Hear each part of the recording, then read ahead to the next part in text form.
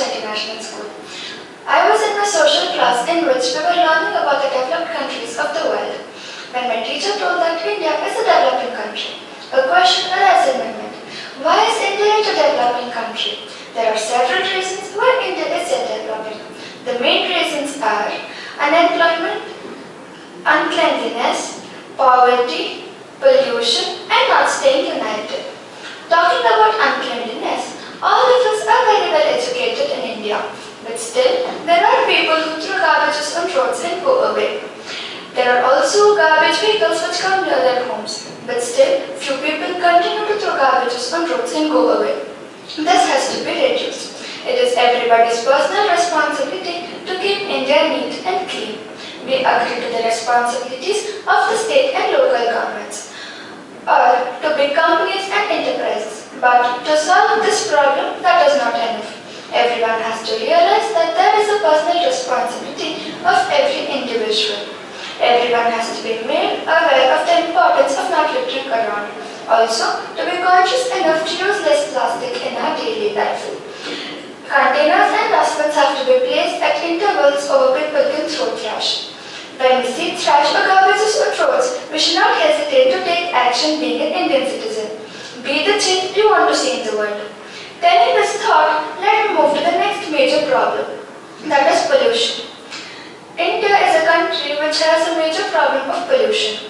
There are 4 types of pollutions which include air pollution, water pollution, land pollution and noise pollution. India is a country which faces all these types of pollutions. Majorly air pollution. Air pollution is mainly caused by the smokes produced by the vehicles, land pollution caused by garbages, water pollution caused by industries, and noise pollution mainly caused by the honks of vehicles. Air pollution in India is a serious issue with the major sources being fuel and biomass burning, fuel adulteration, vehicle emission and traffic congestion. India is once again heading into the worst time of the year where the air's poor quality becomes even more toxic and acidic. All vehicles produce smoke, which contain carbon dioxide, carbon monoxide and many other harmful gases. These all gases lead to greenhouse effect, which lead to global warming. Also, when these harmful gases combine with the water vapor in the air, it also causes acid rain, which will be very acidic and toxic. And also, this has to be reduced. So it is very important to reduce air pollution in India. Air pollution can be reduced with the increase in carpooling. A family which has 4 members needs 1 car, but nowadays there are 4 cars in such small families. Stopping pollution is the best solution. I love my nature, so I have also started to develop my nature and my country. I have planted almost 25 plants near my home where there are no trees, and I have also advised people to use less plastic in their daily life and also to walk or to use bicycles to nearby distances. Also, there are many committees which have come up to develop India. One such committee is Dharmasthala Sangha. A group of 10 to 15 ladies come together near their homes and start these committees. There are almost lakhs of these committees across Karnataka. They also organize a program called Shraddha Karikrama, which involves cleaning a place. It might be a temple, a park or a particular area. These all great development work is done by 2 great people, that is Dr. VIII and Srimati Hemavati Amma. They have started these committees. We have to salute them and make them our inspiration. Thanking Dr. VIII, another main problem in India is unemployment. Unemployment usually arises because of illiteracy. If people don't have education, they don't get jobs, and illiteracy arises because of poverty. If parents don't have money to send their children to school, they don't send them to school, instead they take them to their workplace. So everything is interlinked. If poverty reduces, illiteracy erases, and if illiteracy erases, unemployment vanishes. Unemployment in India is a serious problem. Unemployment records are maintained by the Ministry of Employment of India. As of September 2018, India had almost 31 million jobless people. The right to live means the right to work. Other problem in India is poverty. Poverty arose in India when British left India. They exploited everything from our sweet rich country, India. We have to be proud enough that even if they exploited us, we have developed so much. But still, there are people who are literally dying on roads because of poverty. There are rich and wealthy people in India. The richer ones are becoming more rich and rich day by day, while the poor ones remain poor. There are few rich and wealthy people who feel pity for the poor ones and donate something from their side. It should not only be few people, but all of us have to start donating and raising funds for the poor.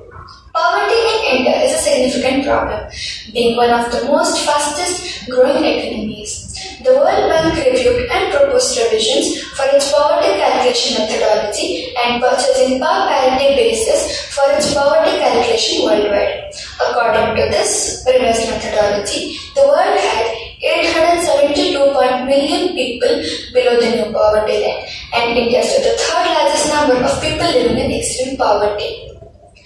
India's rate stood at almost 12.4% of the total population, or about 172 million people. So all of us have to start donating and raising funds for the poor. Poverty is not just the absence of income, but it is the presence of helplessness, voicelessness, and powerlessness. India is a multilingual and a diverse country. It has many languages, cultures, states, and castes, and even more.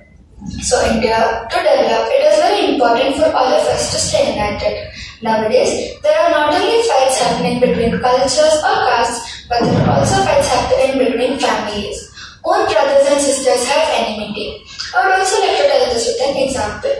All of us live in apartments and our own houses. We are so busy in our daily life that we don't have time to talk to our neighbors. Sometimes we never know that. So all of us have to come together, stay united, and develop our country. Now I have a video for everyone to watch. India got its independence in 1947. Now it is 2017. Let's see how much has India really changed in the past 70 years.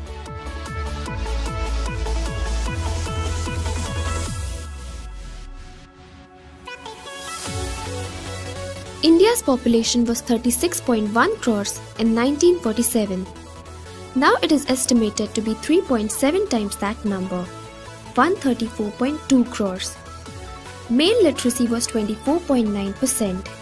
Now it is 80.9%. Female literacy has also shown great improvement, from 7.9% in 1947 to 64.6% today. Overall literacy went from 16.6% to 74%, improvement of 4.4 times. Gender ratio was 946 females per 1000 males in 1947. The number has gone down to 943. This means India's gender ratio actually worsened a bit. 46% children in the age group of 6 to 14 used to go to school. Today, 96% children are enrolled in school. There were only 3 lakh vehicles on Indian roads at the time of independence. Now there are 686 times more vehicles. But the road network has only increased 14 times. This is the main reason that Indian roads are so congested. India had 59,000 doctors back then. Now we have more than 8 lakh doctors. That is 14 times more. Similarly, nurses increased from 35,000 to around 6,30,000. Medical colleges grew 14 times and hospital beds 11 times. Per capita income was 274 rupees in 1947, and in 2017 it is 1,03,000 rupees. Although this comparison is unfair because the cost of living was way less back then. Increased 3,819 times in rupee terms, from 4.9 billion rupees to 18,523 billion rupees.